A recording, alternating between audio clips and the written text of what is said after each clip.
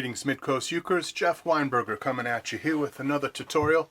Today I'd like to talk about not so much a specific song, but I'd like to use a song as a vehicle to teach a couple of concepts, some important concepts about strumming and about practicing, and some real basic things, some technique things about sitting and holding your ukulele and all that. And the song I'm using as the vehicle is Looking Out My Back Door by Creedence Clearwater.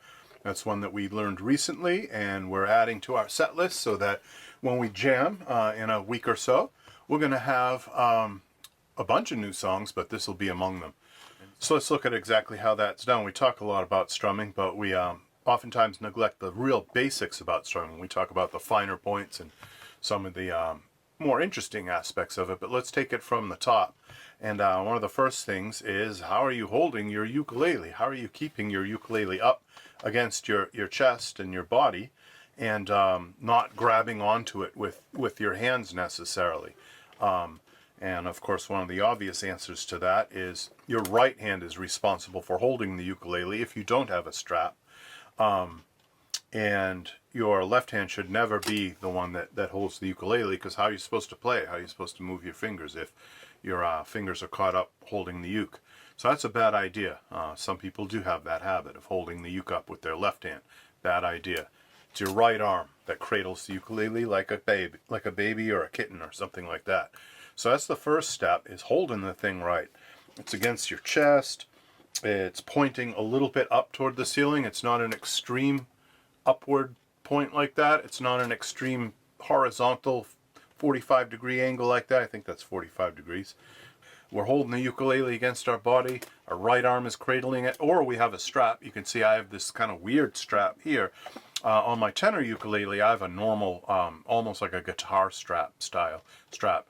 This is a very different one. This one has this rubberized hook. I'll take it off for a second so you can see it. Rubberized hook that it hooks onto, obviously it comes underneath my ukulele and hooks onto the sound hole, the bottom of the sound hole, just like that. It has rubber, so it doesn't harm the wood. It's not scratching it underneath that rubber, of course, is metal. The material this is made out of, it's parachute cord, very strong, virtually unbreakable cord, highly recommended. And then it has these little decorative puka beads, however you say that are ornately carved and painted. This is from Hawaii, this strap. You can get it from Hawaii Music Supply, they sell them. So that's what I'm using on my little concert here. This barely needs any support. It's a light ukulele, but this helps me so that it more or less holds the ukulele in playing position while I concentrate on using my left hand. If I were to let go, unfortunately, it flips over like that. It won't fall onto the ground, or it actually might, but that's never happened. But yeah, that's the one bad thing about this style strap, is you can't just let go of your uke, because that's what happens. Whereas the other kind of strap, the kind where you have strap buttons installed and you hook it right in like a guitar strap, you can let go. So yeah, how you hold your ukulele makes a big difference in your strumming and your performance. So you might overlook that sometimes. Another aspect is, how are you sitting? What kind of chair do you have? I have this kind of high-backed wooden chair here that doesn't have a particularly comfortable cushion, but I put cushions on top, and the cushions raise it a little bit so that my feet are flat on the floor. I'm able to spread them out equidistant in front of me. My legs are spread about the same width as the chair legs, and so that's a good, comfortable, happy medium for me. I don't have my feet way out in front of me. I don't have them behind me. They're just naturally in front of me, perhaps, let's see, yeah, maybe a few inches ahead of the chair legs. But, you know, your results may vary. You may have a very different chair at home, and you may have a very different way that you sit that's comfortable for you. Everyone's anatomically different. So, you know, there's a lot of variety, a lot of variance in this. But generally, sitting up straight is a good idea. Trying to have good back posture and shoulder posture and all of that. Being upright and having good posture, but not being tense. You know, not doing stuff that makes you tense. You want to be relaxed, but you don't want to be slumping and slouching. Bad idea. It's bad for your back, it's bad for your whole body, and it's not great for ukulele technique. So if you're sitting up fairly straight, you have a decently comfortable chair, and the ukulele is being held properly, you're good. You're good to go. That's more or less it. But let's talk about a couple other things that might contribute to not only good strumming, but good practice habits. And that is, do you have a music stand in front of you? I do. It's off to the side. You might not be able to see it, but I have my my cheat sheet, my notes sitting on it. I have my laptop sitting on it. I have everything I need right there. If I were practicing music, I'd have my sheet music, my books on it, and I'd be reading music from it.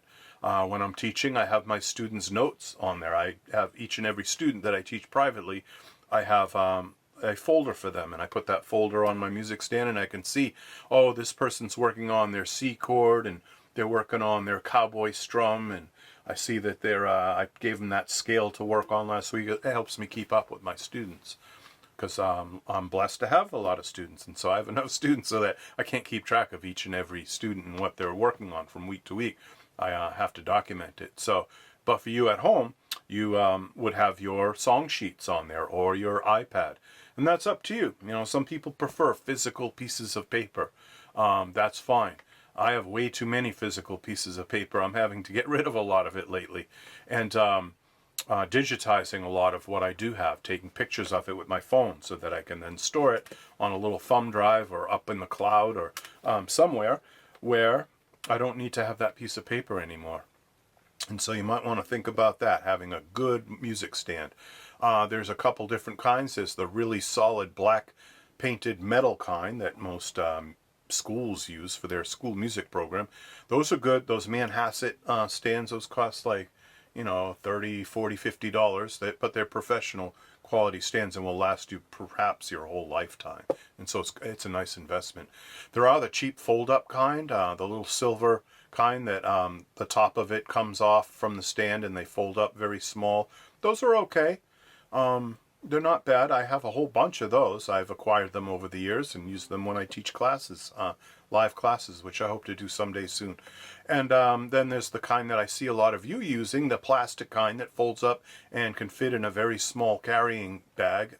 Those are pretty cool too. A lot of people have those. You get them from wherever you get them online or whatever music store you frequent. So yeah, there's lots of different stands out there, but as long as you have a music stand, that's important. Don't just throw your song sheets on the floor, because there's bad posture right there. You're looking down at the floor and you're slouched over. Not conducive to playing, and definitely not conducive to singing. That constricts your lungs. It like squeezes your lungs. It doesn't allow you to get a good breath of air. So not a good idea. It's not good to spread them out on your bed or your desk. Or I know some of you do that, and I do it on occasion, but having a music stand is pretty important.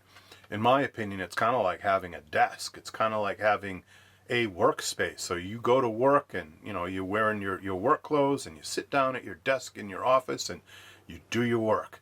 Well, it's kind of like that with playing music, you know. You've got your music stand. You sidle up to your music stand and you have your music open and it's right there and you're ready to work. You're ready to seriously practice. So yeah, playing a musical instrument's fun, and it's relaxation and it's social and it's all those great things. It's very enriching, but to get good at it, you kind of do have to work at it. And so treat it like work. Treat it like a serious pursuit where you want to have your workspace. And my workspace is my chair, my ukulele, and my music stand. Light has a lot to do with it. I try to keep my space here lit well when I do these videos, so that I've read a little bit about making videos and always trying to make better and better videos, but if you don't have adequate light, video doesn't look good. And it's the same when you're trying to read music. If you're looking at a song sheet and there isn't adequate light, you're not going to be able to see it. You're going to make mistakes and you're going to misread lyrics and just not going to go well. No reason for that. Get good light in your house. Whatever room it is in your house where you're practicing your ukulele, get it all lit up. Get some lamps in there and whatnot. So being comfortable is important. You know, the way you sit, the way you hold your ukulele, the temperature, the light. A lot of this stuff makes a difference. I know I haven't even talked about playing yet. You know, this is all leading up to playing. But I really don't talk with you a lot about these things, and I think they're important. All right.